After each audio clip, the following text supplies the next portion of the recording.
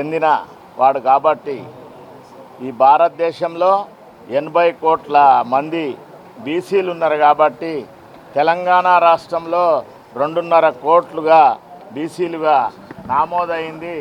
కానీ బీసీలకు కేంద్ర ప్రభుత్వంలో ఒక బీసీ శాఖ లేదు కాబట్టి ప్రధానికి మేము వివరిస్తున్నాము, బీసీ శాఖ పెట్టాలని డిమాండ్ చేస్తున్నాము. ఇక్కడ తెలంగాణలో మేము బీసీ ఎస్సీ ఎస్టీ మైనార్టీలము 90%గా కులగణనలో నమోదైంది కాబట్టి ఇక్కడ బీసీలకు చట్టసభలలో ఇక్కడున్న కాంగ్రెస్ ప్రభుత్వమేమో 42% రిజర్వేషన్ అని రాష్ట్రపతి దగ్గర బిల్లు పెండింగ్ ఉంది, మరియు ఇక్కడ గవర్నర్ గారి దగ్గర ఉంది. అది వెంటనే ఆమోదింపజేసి చట్టసభలలో 42% రిజర్వేషన్ ఇచ్చే విధంగా బీసీ ప్రధాని కాబట్టి ఆ బిల్లు ఆమోదించే దిశగా రాష్ట్రపతి దగ్గర పెండింగ్ ఉండకుండా చూడాలని రెండవ డిమాండు. ఈ విధంగా ఇక్కడ ఎస్సీ ఎస్టీలకు భారతదేశంలో ఎట్లా రక్షణ చట్టం ఉందో బీసీలకు కూడా రక్షణ చట్టం కావాలని, ఎందుకంటే పక్క రాష్ట్రమైన ఆంధ్రప్రదేశ్ ముఖ్యమంత్రి గారు రక్షణ చట్టం గురించి ప్రయత్నం చేస్తుండు కాబట్టి తెలంగాణ రాష్ట్రంలో కూడా బీసీలకు ఒక రక్షణ చట్టము తేవాలని డిమాండ్ చేస్తున్నాము. దాన్ని ఈ రాష్ట్ర ప్రభుత్వాన్ని ప్రధానమంత్రి మోడీ బీసీ బిడ్డ కాబట్టి ఆ విధంగా రక్షణ చట్టం తెచ్చే దిశగా ప్రధానమంత్రి గారు ఆమోదించే దిశగా గట్టిగా చెప్పాలని మేము ఈ ప్రెస్ క్లబ్ ద్వారా డిమాండ్ చేస్తున్నాం. ఎందుకంటే అడుగడుగున బీసీలు వివక్షకు గురి అవుతురు. ఎట్లా అంటే విద్యాపరంగా ఎంతో నష్టపోతురు, ఉద్యోగాలలో కూడా మా వాటా మాకు రావడం లేదు. ఎందుకంటే ఈడబ్ల్యూఎస్ వాళ్ళు ఉన్నరే 4%, 10% అని ముఖ్యమైన పోస్టులలో వాళ్ళే 50-60% ఆక్యుపై చేస్తున్నారు కాబట్టి బీసీలకు ఉద్యోగపరంగా కూడా అన్యాయం జరుగుతుంది. కాబట్టి ప్రధానమంత్రి మోడీ బీసీ బిడ్డ కాబట్టి దీన్ని వెంటనే ఈ విధంగా ఉద్యోగాలలో మరియు వైద్యంలో అయితే వేలాది పెద్ద పెద్ద సూపర్ స్పెషాలిటీ హాస్పిటల్ ఉన్నాయి. వాళ్ళందరికీ కూడా ఇక్కడున్న ప్రభుత్వమే స్థలాలు ఇచ్చింది కాబట్టి మా పేద బీసీ వాళ్లకు ఆరోగ్యపరంగా అక్కడ బిల్లులు తక్కువ చేసి చట్ట ప్రకారం ఏ విధంగా అవుతుందో ఆ విధంగా బీసీలకు వైద్యపరంగా కూడా రక్షణ దేవాలని ప్రధానమైన డిమాండ్లు. ఈ విధంగా ఎన్నో విధాల బీసీలు వివక్ష గురి అవుతారు కాబట్టి మీ ద్వారా ప్రధానమంత్రి గారిని BC political front, BC intellectual forum demand చేస్తున్నాము. ఎందుకంటే బీసీలు అన్ని విధాల నష్టపోతున్నారు. రాహుల్ గాంధీ గారు భారత్ జోడో యాత్రలో ఏమన్నాడు, జిత్నా హిస్సేదారి ఉత్నా భాగ్యదారి అన్నాడు. కానీ మున్సిపాలిటీలలో ఏ విధంగా 17%కే పరిమితం చేసిరు, అయినా కూడా 60% గెలిచి చూపించారు. గ్రామ పంచాయతీలో కూడా అదేవిధంగా వివక్ష. అందుకే చట్టసభలలో రిజర్వేషన్ బిల్లు రాష్ట్రపతి గారు వెంటనే ఆమోదించే దిశగా ప్రధానమంత్రి మోడీ గారు ఆదేశించాలని డిమాండ్ చేస్తున్నాం. మరోసారి ప్రధానమంత్రి అయ్యిండు, ఆయన మన తెలంగాణ రాష్ట్రానికి వస్తున్నాడు కాబట్టి మేము సంతోషంగా, ఎందుకంటే ఆయన బీసీ బిడ్డ కాబట్టి మన ప్రధానమైన డిమాండ్లన్నీ కూడా ఆమోదించాలని మేము మీ ద్వారా డిమాండ్ చేస్తున్నాము. ఎందుకంటే ఈ రాష్ట్రంలో 2.5 కోట్ల మంది బీసీలే ఉన్నాం కాబట్టి మేము ఎటువంటి నిరసన కార్యక్రమం చేయము.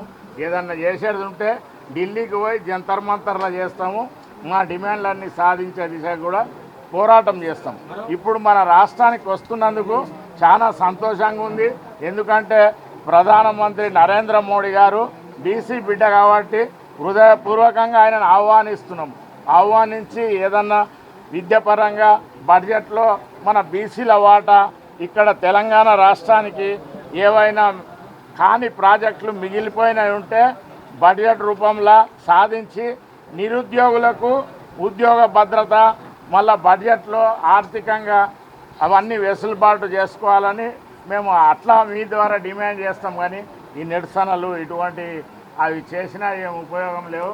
ఎందుకంటే భారత ప్రధాని నరేంద్ర మోడీ గారి ప్రపంచమంతా ఒక పెద్దన్నలాగా భావిస్తున్నారు. కాబట్టి మేము కూడా బీసీ బిడ్డ కాబట్టి ఆయనను ఆహ్వానిస్తాము. డిమాండ్లు ఆమోదించే దిశగా గట్టిగా ప్రయత్నం చేస్తాం మీ ద్వారా. ఈ నెల 10వ తేదీన మూడోసారి ప్రధానమంత్రిగా ప్రమాణ స్వీకారం చేసిన తర్వాత తొలిసారిగా హైదరాబాద్ విచ్చేస్తున్నటువంటి ప్రధానమంత్రి మోడీ గారికి BC intellectual forum, BC political front తరఫున స్వాగతం చెప్తున్నాం. అయ్యా, మీరు రావడం మాకు చాలా సంతోషకరమైన విషయం. మీరు స్వయంగా ఓబీసీ వర్గానికి చెందినవారు. మీ హయాంలో బీసీల సమస్యలు పరిష్కరింపబడతాయని చెప్పి మేము ఆశిస్తూ ఉన్నాం. ఇప్పటి వరకు మాత్రం మాకు మీ దగ్గర నుంచి అనుకున్నంత స్పందన మాత్రం రాలేదు. ముఖ్యంగా ఈ పర్యటన సందర్భంగా మీ దృష్టికి బీసీల హక్కులకు సంబంధించినటువంటి 10 ప్రధానమైన డిమాండ్లను మీ దృష్టికి తీసుకురావాలని చూస్తూ ఉన్నాం. అందులో మొట్టమొదటిది చట్టసభల్లో బీసీలకు కూడా రిజర్వేషన్లు. మీరు మొన్న ఆగా మేఘాల మీద మహిళలకు రిజర్వేషన్ కల్పించాలని 131 రాజ్యాంగ సవరణ బిల్లును పెట్టారు. సంతోషం. కానీ అందులో మా ఓబీసీలకు స్థానం లేదు, మా ఓబీసీ మహిళలకు స్థానం లేదు. మేము కోరేది ఏంటంటే రాజ్యాంగంలో ఎస్సీ ఎస్టీలకు ఆర్టికల్ 330 ద్వారా ఎట్లయితే జనాభా దామాషా ప్రకారం రిజర్వేషన్ కల్పిస్తుందో బీసీలకు కూడా చట్టసభల్లో 50% రిజర్వేషన్లు కల్పించాలని చెప్పేసి మేము కోరుతూ ఉన్నాం. మేము కోరేది ఏం గొంతమ్మ కోరికలు కాదు. ఈరోజు కూడా చట్టసభల్లో మా ప్రాతినిధ్యం 20-25%కు మించలేదు. ఇవాళ తెలంగాణ అసెంబ్లీలో చూస్తే 119 మంది శాసనసభ్యుల్లో కేవలం 20 మంది సభ్యులు మాత్రమే బీసీలు ఉన్నారు. అట్లానే పార్లమెంట్లో కూడా మా శాతం 543లో, లోక్సభలో 25%కి మించలే. కాబట్టి మేము కోరేది ఏంటంటే మాకు చట్టసభల్లో రిజర్వేషన్లు మాకు రావాలి. అట్లనే ఆ చట్టసభల రిజర్వేషన్లతో పాటు మా మహిళలకు కూడా మహిళా రిజర్వేషన్లో 1/3 రిజర్వేషన్ మీరు కల్పించాలని చెప్పేసి మేము మొట్టమొదటి డిమాండ్గా మిమ్మల్ని కోరడం జరుగుతుంది. రెండవది 42% రిజర్వేషన్ విద్యా ఉద్యోగాలు స్థానిక సంస్థల్లో. ముఖ్యంగా మీకు కోరేది ఏంటంటే మేము 9వ షెడ్యూల్లో ఈ రిజర్వేషన్లు పెట్టాలని చెప్పి ఇక్కడ రాష్ట్ర అసెంబ్లీ అదేవిధంగా గవర్నర్ ఆమోదం పొంది మీకు పంపిస్తే 1 ఇయర్ నుంచి మీరు దగ్గర పెట్టుకుని దానిపైన ఉలుకు పలుకు లేకుండా వ్యవహరిస్తూ ఉన్నారు.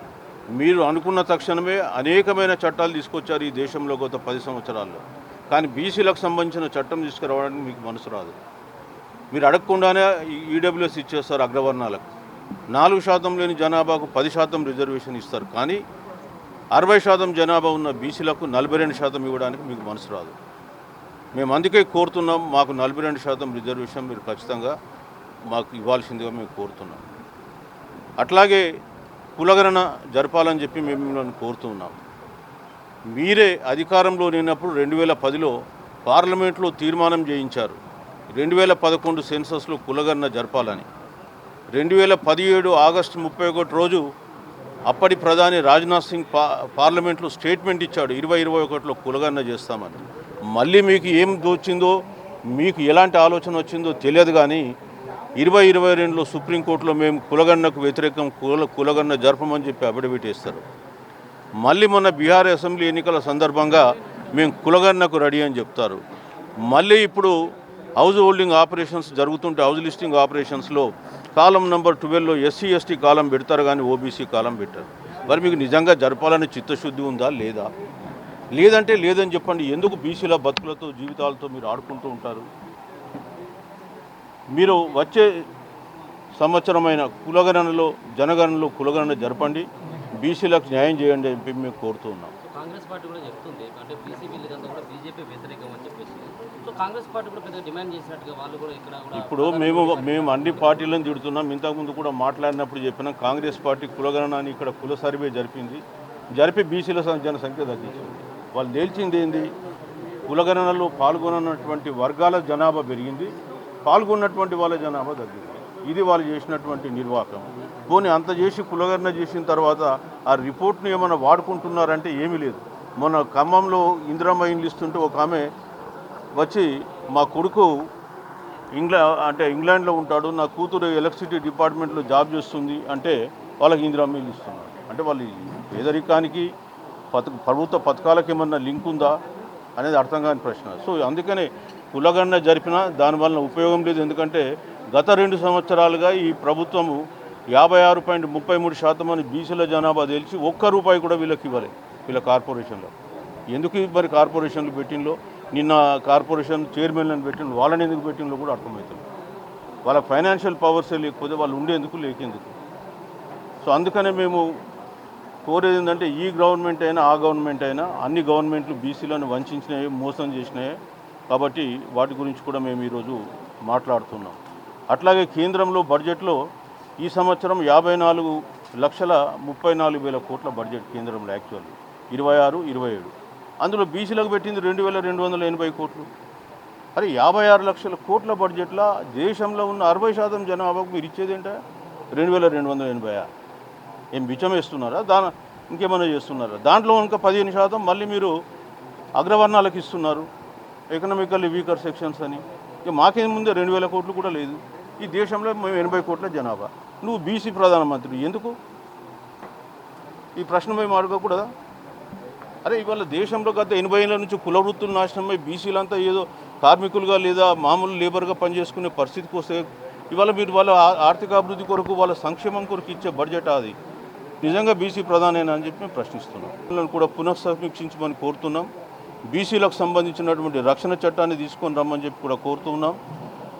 అదేవిధంగా నా న్యాయస్థానాల్లో కూడా బీసీలకు రిజర్వేషన్లు ఇవ్వాలని చెప్పి కూడా కోరుతున్నాం. సో ఈ విధంగా 10 డిమాండ్లతో ఈరోజు ప్రధానమంత్రికి మేము ఒక ఓపెన్ లెటర్ ఇస్తున్నాం. ప్రధానమంత్రి రాకను స్వాగతిస్తూ వారికి మేము చెప్పేది ఏంటంటే, మీ పర్యటన సందర్భంగా ఈ అంశాలపై స్పందించండి, బీసీలకు ఏం న్యాయం చేస్తారో చెప్పండి. మీరు చెప్పని పక్షంలో మళ్ళీ మీరు ప్రధానమంత్రిగా మళ్ళీ రాష్ట్ర పర్యటనకు వచ్చినప్పుడు ఖచ్చితంగా మేము నిరసనను వ్యక్తం చేస్తాం. ఆల్రెడీ కొన్ని బీసీ సంఘాలు నిరసన కార్యక్రమాన్ని ఇచ్చినాయి. మీరు ఖచ్చితంగా దీనిపైన స్పందించాలని చెప్పి కోరుతున్నాం. మీరు నిజంగా బీసీల పట్ల ఏమాత్రం చిత్తశుద్ధి ఉన్నా దీనిపైన మీరు పరిశీలించి తగు చర్యలు తీసుకోవాలని చెప్పి కోరుతున్నాం.